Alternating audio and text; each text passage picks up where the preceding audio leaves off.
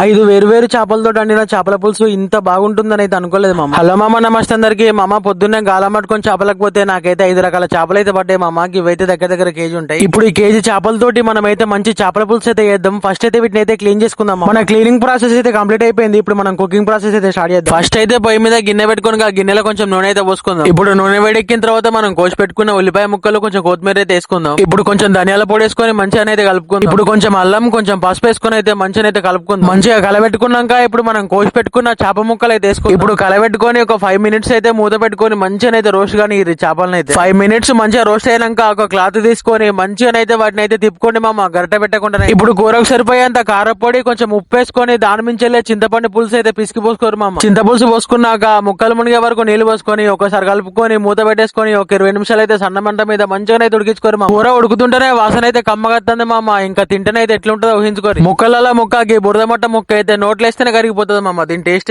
ఇప్పుడు గుప్పడంత కొత్తిమీర, కొంచెం ధనియాల పొడి వేసుకొని ఒక్కసారి ఊపేసుకొని కిందికి దింపుకుంటేనైతే మన చేపల పులుసు అయితే రెడీ మామ. మరి ఇంకెందుకు లేటు, ఒక ప్లేట్ లో అన్నం వేసుకొని 2 గంటలంతా పులుసు వేసుకొని ఒక్కొక్క ముద్ద కలుపుకొని ఆ ముద్ద మీద ఆ బురద మట్ట ముక్క పెట్టుకొని తీసుకొని తింటా ఉంటే టేస్ట్ మాత్రం నెక్స్ట్ లెవెల్ ఉన్నది మామ. ఈ చేపల కూర మొత్తం ఒకే టేస్ట్ ఉంటే ఈ పీత టేస్ట్ మాత్రం డిఫరెంట్ అని చెప్తా మామ. ఎందుకో తెలియదు, దీన్ని కొరికినప్పుడు దీని లోపల నుంచి వచ్చే రసం అయితే అది నెక్స్ట్ లెవెల్ ఉంటుంది మామ. మీరు కూడా పీతల ఫ్యాన్ అయితే కామెంట్ చేయరు మామ. వీడియో నచ్చితే లైక్ చేయరు, నచ్చకపోతే స్కిప్ చేయరు. నచ్చిన వాళ్ళు మాత్రం సబ్స్క్రైబ్ చేసుకోకుండా పోకరు మామ. మరి ఉంటా మరి, బాయ్.